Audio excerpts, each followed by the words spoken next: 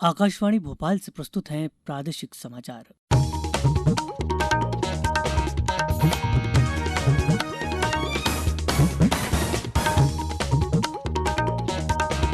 नमस्कार, समाचारों के साथ में पहले मुख्य समाचार। मुख्यमंत्री शिवराज सिंह चौहान ने असावधानी से संक्रमण बढ़ने की दी चेतावनी। फीवर क्लिनिक प्रभावी बनाने पर दिया जोर। राजधानी भोपाल में केवल 5 दिन बाजार खुलेंगे, शनिवार रविवार रहेंगे बंद। प्रदेश में 7,000 कोरोना संक्रमित स्वस्थ हुए, अब 2,700 मरीजों का चल रहा है इलाज। और महाराष्ट्र छत्तीसगढ़ में मानसून पहुंचा, प्रदेश में कई जगह मानसून पूर्व की बारिश, अनूपपुर में बिजली गिरने से 5 लोगों की मौत। अब समाचार विस्तार से।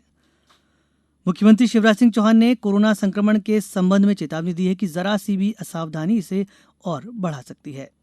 उन्होंने कल वीडियो कॉन्फ्रेंसिंग से प्रदेश की स्थिति की समीक्षा करते हुए कलेक्टरों से जिलों में पूरी सावधानी और सतर्कता के साथ आइडेंटिफाई, आइसोलेट, टेस्ट और ट्रीटमेंट की आईआईटीटी रणनीति पर काम करने को कहा। श्री चौहान ने पूरे प्रदेश में फीवर क्लिनिक को और अधिक प्रभावी बनाने पर जोर दिया।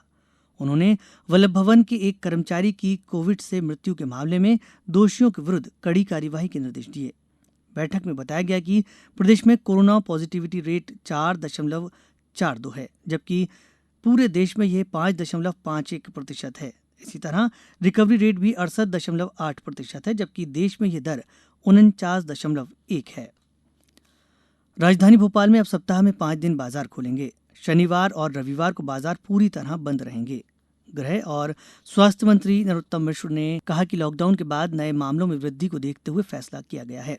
उन्होंने कहा कि अब पूरे प्रदेश में स्थिति नियंत्रण में है और राजधानी भोपाल पर विशेष ध्यान दिया जा रहा है। इसी सिलसिले में भोपाल जिले की समीक्षा बैठक में बाजारों को खोलने के बारे में फैसला किया गया। प्रदेश की ग्राम पंचायतों को कोविड-19 की रोकथाम के लिए 275 करोड़ रुपए की राशि जारी की गई है। मुख्यमंत्री शिवराज सिंह चौहान ने कल सरपंचों और पूर्व सरपंचों से वीडियो कॉन्फ्रेंसिंग के माध्यम से संवाद करते हुए इस राशि का समुचित उपयोग करने को कहा है। उन्होंने कहा कि प्रदेश के 440 गांवों में 904 कोरोना मरीज पाए गए हैं। पंचायत प्रतिनिधियों को इससे निपटने के लिए भेजी गई राशि का उपयोग मास्क, साफ सफाई, साबुन, सैनिटाइजर, पीपीई किट आदि करने की सलाह दी। मुख्यमंत्री ने बताया कि 14वें वित्त आयोग द्वारा इसके अतिरिक्त 1,555 की राशि अधोसंरचना विकास और पेयजल कार्य के लिए भेजी गई है, जिसका उपयोग गुणवत्तापूर्ण कार्यों में किया जा सकता है। वित्त मंत्री निर्मला सीतारामन आज वीडियो कॉन्फ्रेंस के जरिए जीएसटी परिषद की 40वीं बैठक की अध्यक्षता करेंगी।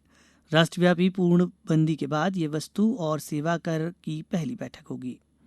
बैठक में राजस्व में कमी और राज्यों को प्रतिपूर्ति के बारे में विचार विमर्श की उम्मीद है। मार्च में पिछली बैठक में वित्त मंत्री ने कहा था कि केंद्र मुआवजे संबंधी जरूरतों के लिए जीएसटी परिषद के बाजार से उधार लेने की वैधानिकता पर विचार करेगा। आज की बैठक में वस्तु और सेवा कर लागू किए जाने के कारण राज्यों को हुई राजस्व हानि की प्रतिपूर्ति के लिए धनराशि जुटाने के उपायों पर विचार होने की आशा है। अब समाचारों में वक्त एक छोटे से ब्रेक का।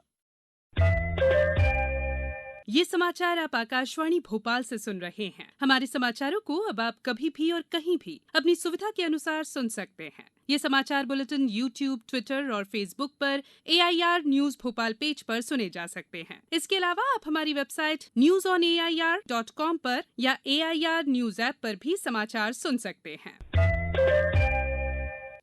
ब्रेक के बाद एक बार फिर आपका स्वागत है। प्रदेश में कोरोना संक्रमितों की संख्या कल 192 नए मामले सामने आने के बाद 10,241 हो गई है। हालांकि 7,000 से ज्यादा मरीज स्वस्थ होकर घर लौट चुके हैं। अब सक्रिय मरीज केवल 2,768 रह गए हैं।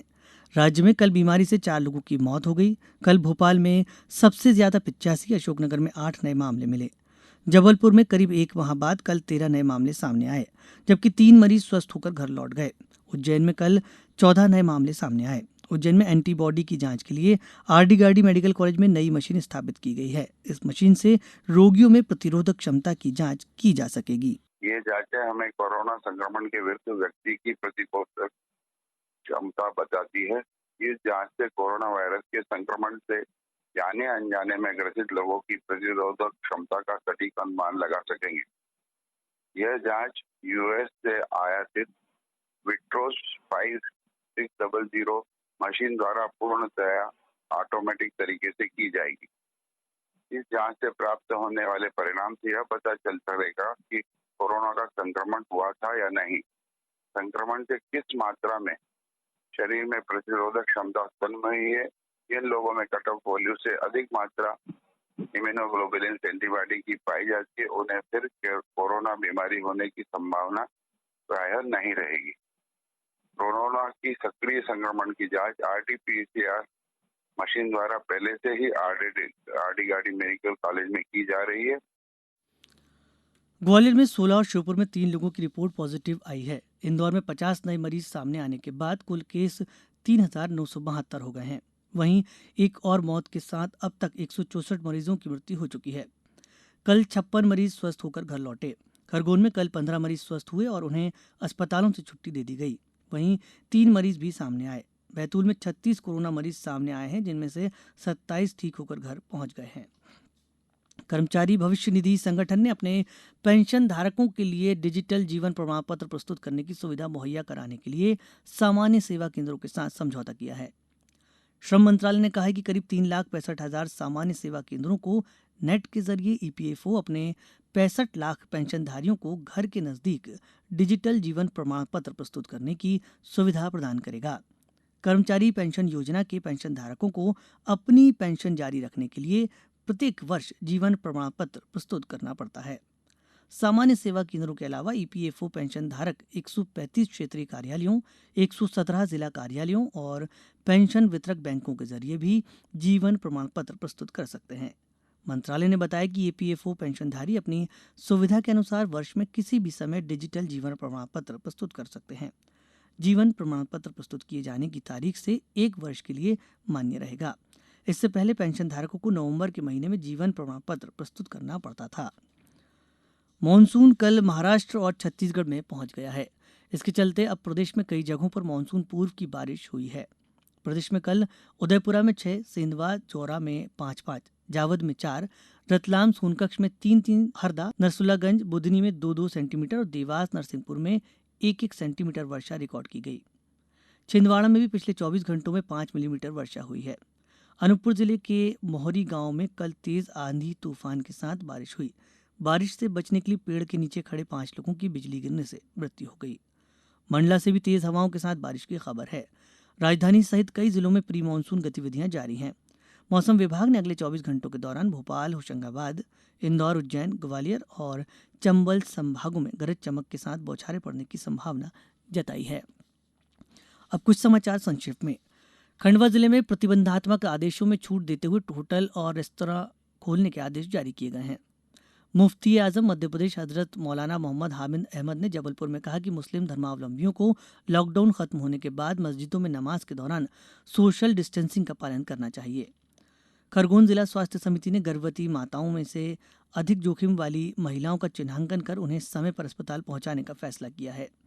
उमरिया जिले में स्थित बांधवगढ़ राष्ट्रीय उद्यान में 6 नए बाघ शावकों के जन्म से बाघों के कुनबे में वृद्धि हो गई है। सहकारिता मंत्री गोविंद सिंह राजपूत की पहल पर चना, मसूर और सरसों के उपार्जन के लिए अब पोर्टल कल 13 जून तक खुला रहेगा। सागर कलेक्टर द्वारा किसानों के उपार्जन की समस्या को देखते हुए पोर्टल का समय बढ़ाने का आग्रह किया गया था। पश्चिम रेलवे के रतलाम मंडल ने कल रेलवे क्रॉसिंग जागरूकता दिवस के अवसर पर मंडल के 25 रेलवे क्रॉसिंग पर लोगों को नियमों के संबंध में जागरूक किया। अंत में मुख्य समाचार एक बार फिर। मुख्यमंत्री शिवराज सिंह चौहान ने असावधानी से संक्रमण बढ़ने की दी चेतावनी, फीवर क्लिनिक प्रभावी बनाने पर दिया जोर। राजधानी भोपाल में केवल 5 दिन बाजार खुलेंगे, शनिवार रविवार रहेंगे बंद। प्रदेश में 7,000 कोरोना संक्रमित स्वस्थ हुए, अब 2,700 मरीजों का चल रहा है इलाज। और महाराष्ट्र छत्तीसगढ़ में मानसून पहुंचा, प्रदेश में कई जगह मानसून पूर्व की बारिश, अनूपपुर में बिजली गिरने से 5 लोगों की मौत। इस बुलेटिन में इतना ही। घर में रहिए, सुरक्षित रहिए और सुनते रहिए आकाशवाणी।